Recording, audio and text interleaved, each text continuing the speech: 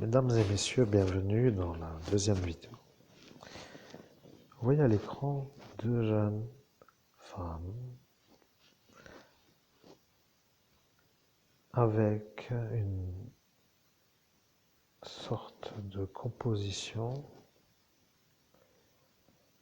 construite sur une harmonie colorimétrique. Le jaune, le orange et le blanc et le noir qui se fusionnent dans du genre de gris. Vous avez la blancheur de peau et vous avez la peau plutôt foncée avec une sorte de mélange des couleurs, des contrastes. Vous avez une composition. C'est une photographie qui est travaillée. Tout le monde peut faire des photographies, c'est une sorte de phrase que chacun peut dire, mais que chacun peut dire pour dire que celui qui l'a dit parfois ne peut pas faire de photographie. Pour arriver à faire cette photographie, que faut-il? Eh bien,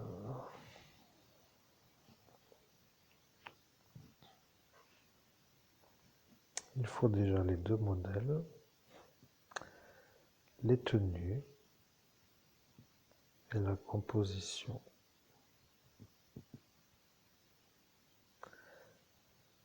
La symétrie est dans la couleur de fond. Sur le plan second ou le plan premier, il y a un...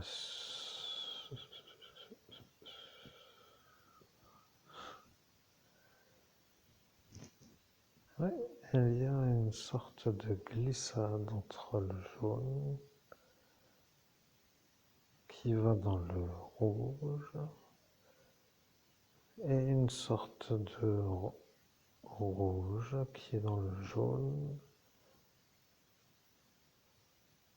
raccordé à une sorte de séparation, de glissade, sauf dans le cadre qui, de sa couleur, comme les chaussures, comme les jambes de la mademoiselle ou madame à droite, se font une sorte de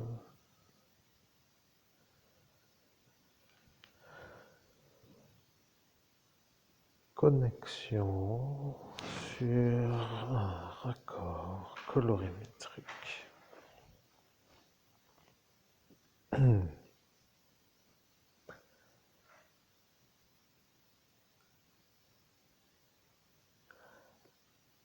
Ça voudrait dire que si le photographe a décidé de composer une image sur une sorte de programme créatif qu'il a dû longtemps, peut-être pas longtemps,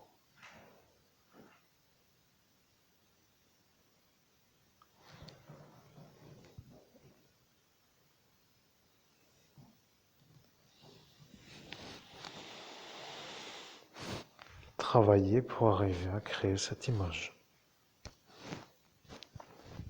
Mesdames et messieurs, je suis un médium et je suis en train d'être perturbé par mes animaux.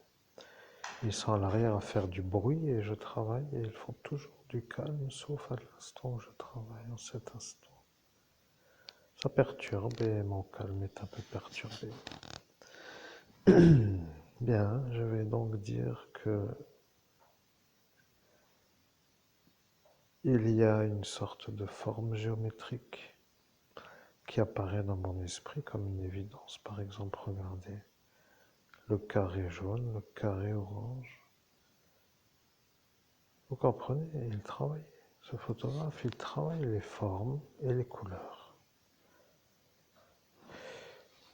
Oui, il a composé l'image. Les lignes droites,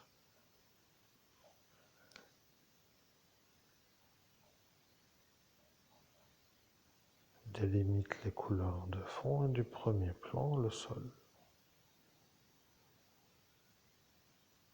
Dans cet environnement, il y a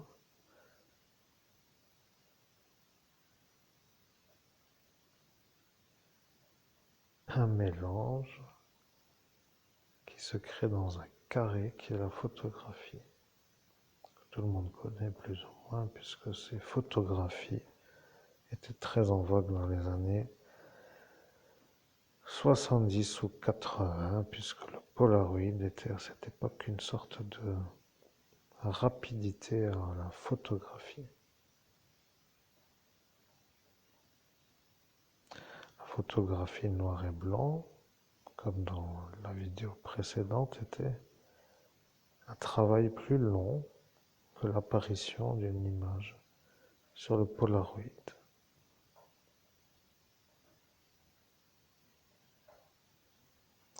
Si nous ne regardons rien d'autre que l'image de la photographie Polaroid,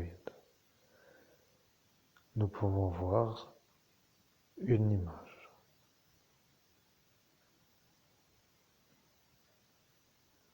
Qui ne pourrait pas être la même que l'ensemble de l'écran qui s'appelle la photographie. Vous comprenez, il y a dans cette photographie deux photographies. Sur la composition de l'image, certains diront que cette photographie est une photographie. D'autres diront que cette photographie a nécessité une certaine durée pour être créée. Si le mur jaune n'était pas jaune, il fallait le peindre en jaune. Si le mur orange-rouge n'était pas rouge, il aurait à cet instant fallu le peindre en rouge. Si le sol au sol est un sol, c'est qu'il a fallu trouver le bon raccordage avec le pavage en gris. Le pavage en gris peut être la couleur des mélanges des chaussures.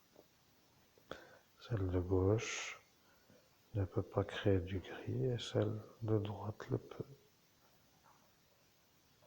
Le sol est en bas. Le mélange du gris est en bas. Le mélange se trouve être au sol. Le rouge et le jaune.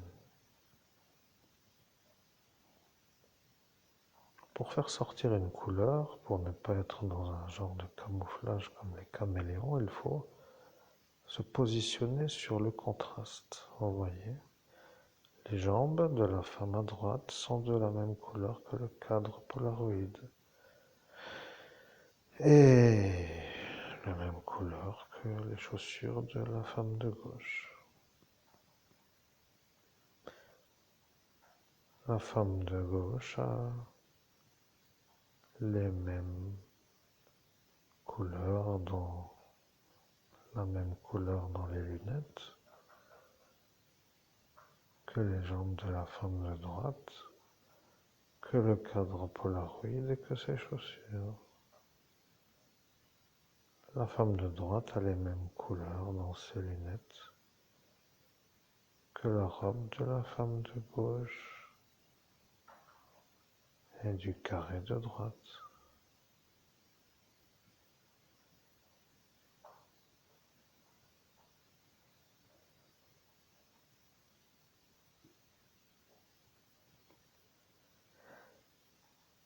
Qu'est-ce que cela évoque? Quel est le message que véhicule la photographie?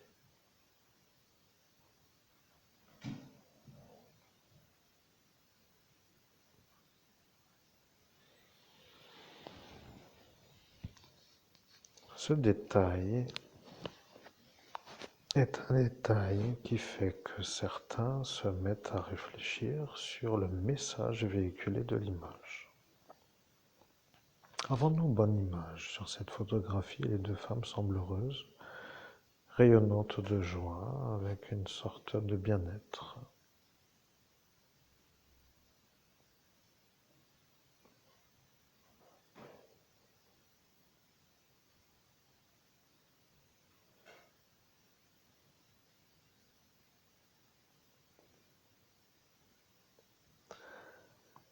Vous comprenez, il y a une composition dans la composition.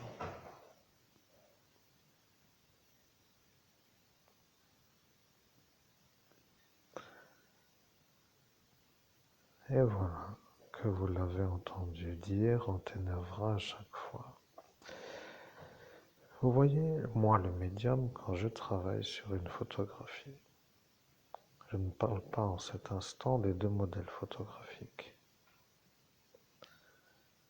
Celle qui s'appelle dans mon environnement une femme qui était dans mon ascension spirituelle vient de me dire on t'énervera à chaque fois. Pour quelle raison dit-elle cela? Eh bien, je ne sais pas. Je suis médium, je suis un exorciste, un évêque qui fait une sorte de parcours spirituel avec un récit qui est au centre du récit, mais avec un environnement qui fait du bruit, qui me dérange. J'entends une voix et la voix me dit on te dérangera à chaque fois. Ce qui est étrange, c'est qu'il y a mes animaux qui font du bruit et qui me dérangent. Ce bruit qui est une sorte de chose qui est tout le temps présente dans mon audition est un peu dérangeant. Je ne sais pas si c'est le plastique sur lequel gravitent mes lapins qui me dérange au bruit ou si c'est autre chose.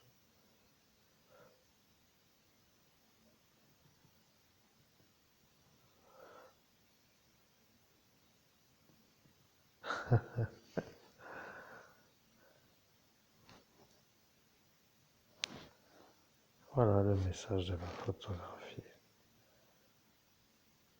Hey, on est des jeunes. Hey, on aime la vie. Vous voyez, il y a dans ce message un message. L'immortalisation de la jeunesse sur un message qui est diffusé par un plan de conscience autre que le langage verbal.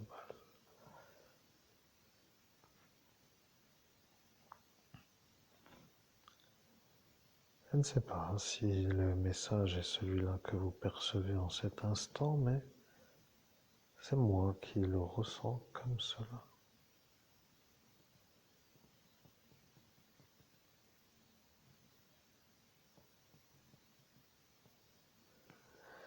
Vous comprenez, pour arriver à saisir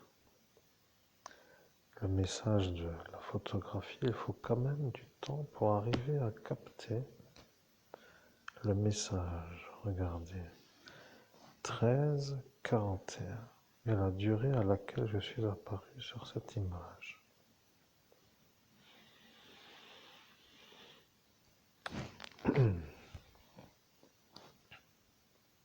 L'énergie est celle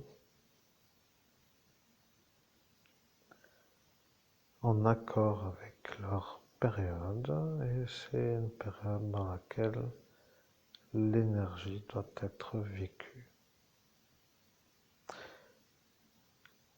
Je ne sais pas pourquoi, mais certains disent que ça est à ne pas être vécu, ou d'autres qui disent que cette joie ne doit pas être pour des raisons que eux seuls comprennent.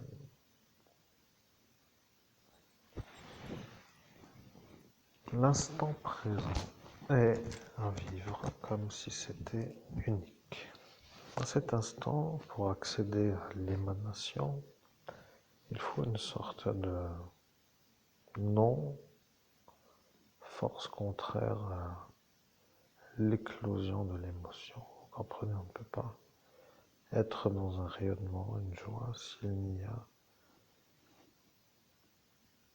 rien d'autre qui s'oppose que rien pour dire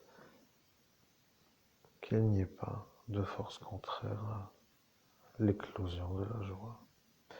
L'instant de la photographie traduit la joie de la jeunesse.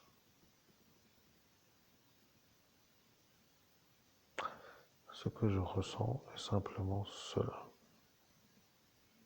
Je vais prendre une autre photographie et je reviens vers vous dans quelques instants.